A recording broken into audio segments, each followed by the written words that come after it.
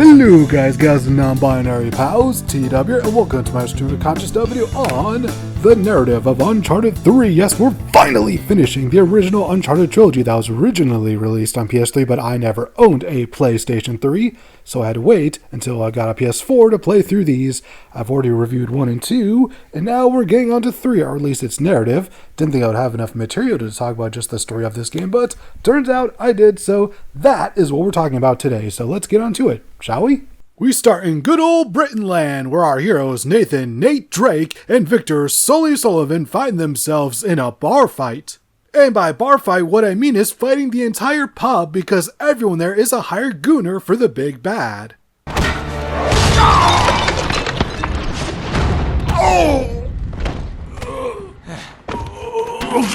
You okay in there? Our duo is joined by their new trustworthy compadre, Charlie Cutter, who... Cutter! Oh no, oh. Shut up! You fool!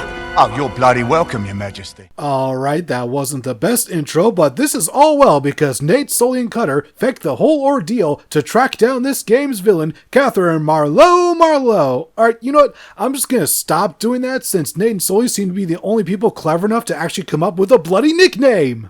Nevertheless, our duo is soon joined by Chloe Fraser, aka this franchise's best girl, and they track Marlowe as well as her second-in-command, Talbot, no last name given, through an empty garage, through a sewer, to an underground library. Wow, that is elaborate AF. It's here where the gang gathers some clues, but not before having to fight their way out of the whole place. Once they're back at the hideout, Nate and company put the clues together and we have our ultimate destination, the Atlantis of the Sands. I like the fist bump Chloe and Sully give each other when he gets a clue right.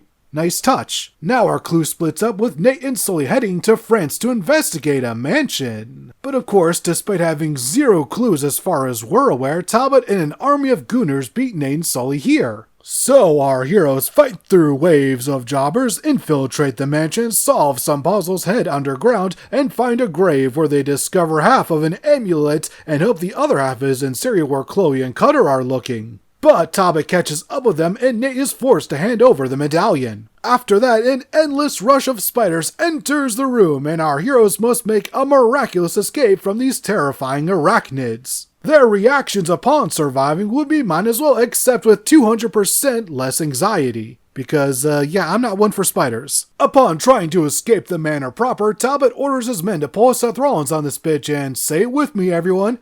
Burn it down! Oh, and how dumb are these henchmen that decide to stay in the burning building just to kill Nate? Like, come on, have some self-preservation.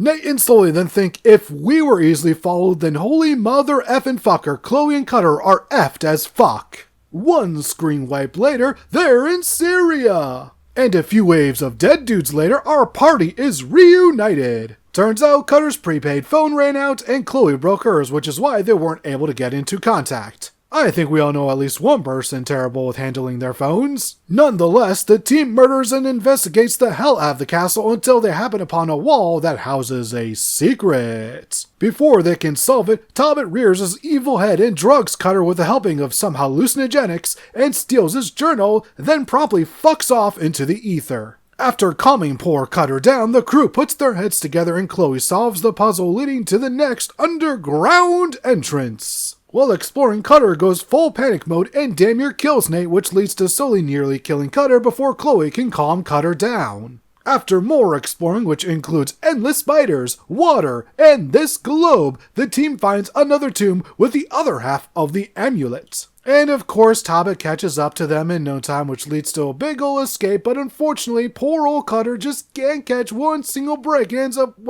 breaking a leg, so to speak, except actually literally here. Ouchies! Upon making their full escape, Chloe and Cutter exit the game due to Cutter's actor doing something in the Hobbit movie and the writers probably not wanting more scenes of Chloe and Elena together for whatever reason. Anyways, Nate and Sully reunite with the aforementioned Elena Fisher in Yemen. While trying to make their way around the cops, Nate spots Talbot, and despite keeping a great distance from him, the omniscient bastard still ambushes Nate. Thankfully, Nate did retrieve Cutter's notebook, so swings and roundabouts, really. This leads to the trio running for shelter, and would you look at that, this place just happens to house the next dungeon. What are the odds? After the usual shenanigans, the team finds a celestial map to show them the way forward, but of course, these good times must come to an end with yet another spider chase. Following that, there's of course another ambush by the Marlowe army.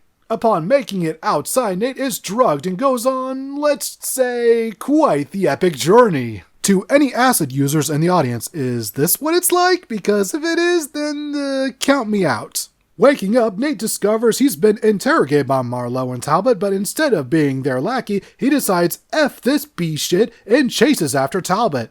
Nate starts to get the upper hand before getting smacked in the face by a metric shit ton of filler.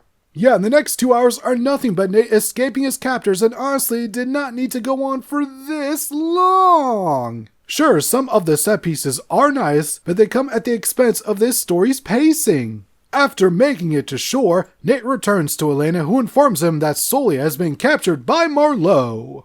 The two then plan to hitch a ride on a cargo plane, which goes about as well as any other in this series up to this point. At least Nate gets to do a cool stunt to get onto the plane. That's pretty rad, huh? Too bad his time doesn't last, as he almost immediately fights with some gooners and everyone gets ejected from the plane, with Nate being the sole survivor of the whole ordeal. After wandering through the desert without a horse with any name status for what seems to be at least 2 or 3 days, Nate stumbles upon a deserted town. A deserted town that, of fucking course, is housed by Marlowe's soldiers.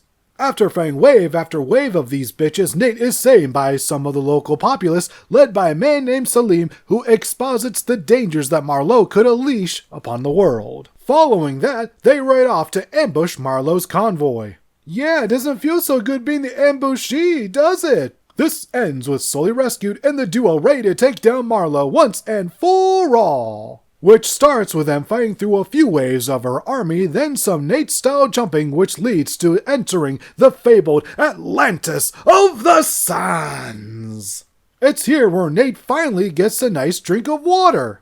Shortly after that, Talbot shoots and kills Sully to death. What you say? Oh, and Marlowe's minions turn into demons now, which means enemies with 2 health bars. Yay! Oh, hey, Sully, you're alive! Turns out the last 20 minutes were a drug trip caused by that not-so-high-quality H2O, and that's apparently the power which Marlowe wants. So, Sully and Nate make their way over to Marlowe and Talbot to put an end to their schemes once and for all via a cutscene.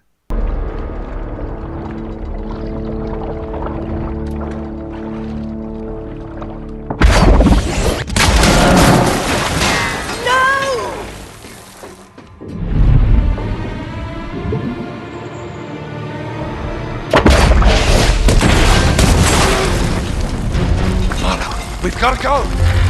Run! Kinda underwhelming, TBH. And of course, this wouldn't be an Uncharted game without the whole place falling apart. Despite this, Marlowe's geeks are still hellbent on staying behind to kill our heroes. Self-preservation, motherfuckers! Do you have it? Nevertheless, Marlowe then gets caught in quicksand, and despite Nate's best efforts, she dies, but unlike Sully, this one's for really realsies. And Talbot's death is also for realsies, as Nate fists the fuck out of his face and then unloads all over him. Rip in Pisces, man with one name. Our duo escapes, but without any treasure. That is, until Sully reveals that he did nab a few coins, which could be worth something. They then reunite with Elena, and our story ends happily ever after. The most underwhelming part of this narrative is the dynamic between Nate and Elena. In between 2 and 3, they broke up. Again! Yeah, treading old ground already, and it isn't even done as well as it was in 2. Instead, it just feels like, well, we gotta have some conflict between the 2 romantic leads. Why? Why can't we just have a couple going on an adventure? This feels forced as hell. Then there's Marlowe, who starts off as an interesting villain, especially in Nate's flashback, where we get to see not only her connection to Nate, but also his first meeting with Sully. However, by the end, she just comes off as just another baddie for Nate to defeat. Then there's the entirety of the filler segment where Nate gets captured by the pirates. My goodness, does it just go on and on and on. For those who are just fans of spectacle and big set pieces, you're going to love this part, but I just wanted to get back on track to the main story. The one thing holding this story together are the performances by Nolan North, Richard McGonigal, Claudia Black, Graham McTavish, Emily Rose, and Rosalind Ayers. With lesser talent, this story would be a massive chore, and this is why having amazing performers matters, period. Man, you were so lucky I didn't talk about the gameplay because that is even a downgrade. The aiming feels off, all the enemy placement is just really bad because let's put a rocket launcher over here, let's put a sniper over there, and let's have a heavily armed goon with a shotgun just chasing over here. Oh, let's have another enemy over yonder chucking grenades at you. Just, no, don't like it. Not one bit. Uncharted 3, in the bin with you. If it's your favorite game, then all the power to you. I am not going to take that away from you. You can love Uncharted 3 however much you want, however much you darn well please. But for me, easily my least favorite of the games I've replayed so far. Next time, we'll eventually get to Uncharted 4, but before we do that, there's so many other things I want to do, including the next game, which is going to be a pro wrestling video game review, but I'm going to need a tiny bit of a break because we're coming up on WrestleMania weekend, and lots of shows coming up. Lots and lots of shows to watch. Not enough time, really. Wish I had all the time in the world to watch all of the professional wrestling, but unfortunately I do not have that. But hey, that's why I'm going to take some time off, going to watch some wrestling, and then I'll get to that pro wrestling video game review. Hope you join me for that, and I hope you all have a perfect rest of your day. Well, that's the first time that one ended awkwardly with the way I threw it. My aim is getting poor.